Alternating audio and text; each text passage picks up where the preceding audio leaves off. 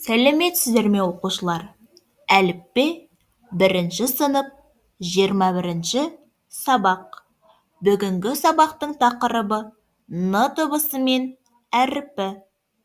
Балалар, сабағымызды бастамас бұрын мен қойған сұрақтарға жауап беріп көріңдер. Дүниедегі ең жақын адамың кім? Әрине балалар, ол біздің мейірімді, сұлу анамыз. Ең қажетті ас қалай аталады? Кей кезде ас атасы деп те атап жатамыз. Естулерің бар ма? Әрине, ең қажетті ас, ең қадірлі ас ол нан. Мектепте қандай бөлмелер болады? Мектепте суретте көріп отырғанымыздай ол қандай бөлме? Асхана бөлмесі. Енді осы сөздерді тізбектейік. Ана, нан, асхана деген сөздер шықты. Осы үшеуінде де қолданылып тұрған бірдей әріп ол қандай әріп? Дұрыс айтасыңдар балалар. Ол Н дыбысы. Балалар, Н дыбысы дауыссыз дыбыс. Сол себептен ол әліппемізде көк түспен бейнеленген. Н дыбысы сөздің басында да, ортасында да, соңында да кездесе алады. Суретке назар аударайық. Суретте асхана бөлмесінде отырған анасы мен баласы бейнеленген. Анасы мен баласы бірге ас ішіп отыр.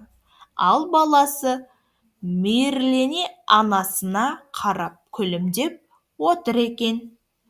Иә, балалар, енді осы жерде суретте қолданылатын Н дыбысы кездесетін қандай сөздер бар? Бірге іздейік. Нан, асхана, ана, орындық, дастархан деген сөздерді айтқан кезде Н дыбысы естіледі. Әрі қарай жалғастырайық. Енді Н дыбысынан басталатын қандай сөздерді білеміз? Қайталайық және бірге жаттығайық. Бірінші ол ас атасы нан екен. Келесі суретте бұл ненің суреті балалар? Н дыбысынан басталатын әрине найзағай. Және үшінші ол нар. Нар деп біз бір өркешті түйені атайды екенбіз. Тағы да қайталайық. Нан, найзағай, нар.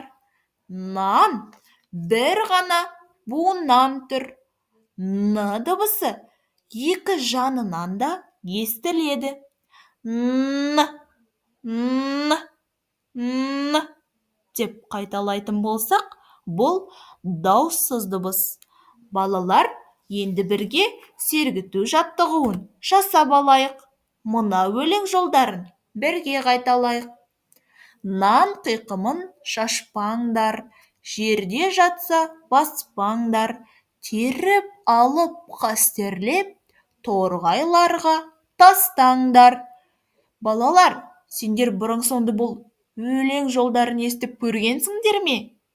Яғни біз нанды қадірлеуіміз керек екен. Нан қиқымын жерге шашуға болмайды екен. Жерде жатса басуға болмайды екен. Керісінше, теріп алып торғайларға азық етіп береміз.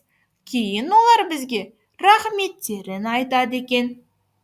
Сонымен, келесі мен қоятын сұрақтарға жауап берелік. Н дыбысы қандай дыбыс? Н дауыссыз дыбыс. Сыныпта Н дыбысынан басталатын оқушылар бар ма?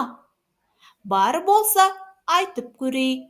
Мысалы, Н дыбысынан басталатын мынадай есімдерді айтуға болады. Нұрай, Назерке, Нұр, Л.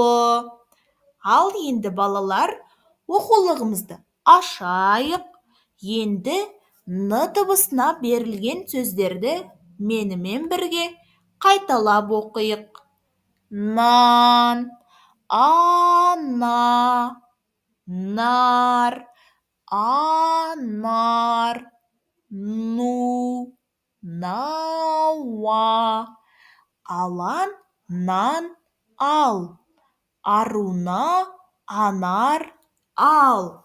Келесі соңғы тапсырма н дыбысы қай жерде кездесетінін мына суреттерді атап өзің ойлан дейді. Бірінші суретте балалар жылқының төлі құлын